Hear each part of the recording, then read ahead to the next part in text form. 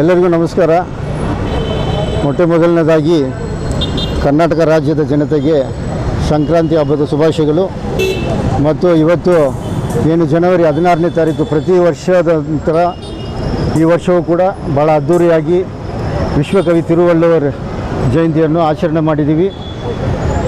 ಭಾಳ ಅರ್ಥಪೂರ್ವಕವಾಗಿ ಅವರು ಏನು ನಾವು ಈ ಕಾಲದಲ್ಲಿ ಯಾವ ಥರ ನಡ್ಕೋಬೇಕು ಅನ್ನೋದು ಆ ಕಾಲದಲ್ಲೇ ಅವರು 1330 ಕವಿಗಳನ್ನು ಬರೆದು ಅದು ಭಾಳ ಒಂದು ಅರ್ಥಪೂರ್ವಕವಾಗಿರೋದು.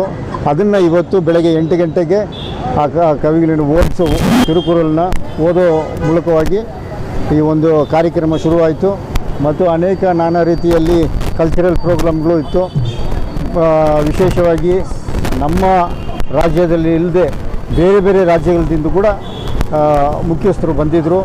ಅದರಲ್ಲಿ ಒಬ್ಬರು ನಮ್ಮ ತಮಿಳುನಾಡಿಂದ MP ಗಳು ಮತ್ತು AICC ಸೆಕ್ರೆಟರಿ ಆದಂಥ ಚಂದ್ರಕುಮಾರ್ ಅವರು ಮತ್ತು ನಮ್ಮ ರಾಜ್ಯದ ಅನೇಕ MLAಗಳು MP ಗಳು ಮತ್ತು ಮಂತ್ರಿಗಳು ಎಲ್ಲರೂ ಕೂಡ ಬಂದು ಈ ಒಂದು ಕಾರ್ಯಕ್ರಮದಲ್ಲಿ ಭಾಗಿಯಾಗಿದ್ದರು. ಎಲ್ಲ ಪಕ್ಷದಿಂದ ಕೂಡ ನಮ್ಮ ಎಲ್ಲ ಪಕ್ಷದಿಂದ ಕೂಡ ಬಂದು ಈ ಒಂದು ಕಾರ್ಯಕ್ರಮದಲ್ಲಿ ಭಾಗಿಯಾದರು. ಮತ್ತು ಈ ಸಂದರ್ಭದಲ್ಲಿ ನಾನು ರಾಜ್ಯದ ಜನತೆಗೆ ಮತ್ತು ಇಲ್ಲಿ ಬಂದು ಈ ಒಂದು ಕಾರ್ಯಕ್ರಮ ಯಶಸ್ವಿಗೊಳಿಸಂಥ ಎಲ್ಲರೂ ಕೂಡ ನಾನು ಅವರಿಗೆ ಅಭಿನಂದನೆಗಳು ಹೇಳೋಕ್ಕೆ ಇಚ್ಛೆಪಡ್ತೀನಿ. ನಮಸ್ಕಾರ. ಇವತ್ತು ತಮಗೆಲ್ಲ ಗೊತ್ತಿದ್ದಂಗೆ ಪೊಂಗಲ್ ಹಬ್ಬದ ಹೊಸ ವರ್ಷದ ಆರಂಭ, ಅದರ ಜೊತೆಗೆ ವಿಶ್ವಕವಿಯಾದಂಥ ತಿರುವಳ್ಳುವರವರ ಹುಟ್ಟಿದ ದಿನಾನೂ ಅದು. ಹಾಗೆ ಎರಡೂ ಸಮ್ಮಿಲನ ಮಾಡಿ ಪೊಂಗಲ್ ಆಚರಣೆ ಮತ್ತು ವಿಶ್ವಕವಿ ತಿರುವಳ್ಳುವರವರ ಜಯಂತಿಯನ್ನು ಆಚರಣೆ ಮಾಡಲಾಗ್ತಿದೆ. ತಿರುವಳ್ಳುವರವರು ವಿಶ್ವಕವಿ, ಅವರಿಗೆ ಯಾವುದೇ ಜಾತಿ ಮತ ಭೇದ ಪ್ರಾಂತ್ಯ ಯಾವುದೂ ಇರಲಿಲ್ಲ. ಈ ಮಾನವ ಜನಾಂಗಕ್ಕೆ ಒಂದು ಒಳ್ಳೆಯ ರೀತಿ ಜೀವನ ಹೇಗೆ ನಡೆಸಬೇಕು ಅನ್ನೋದಕ್ಕೆ ಮಾರ್ಗದರ್ಶನ ಕೊಟ್ಟಂಥ ವಿಶ್ವವಿಖ್ಯಾತ ಕವಿಯವರು, ಸರ್ವಜ್ಞಾನವನ್ನು ಉಳ್ಳಂಥವ್ರ ಕವಿಯವರು.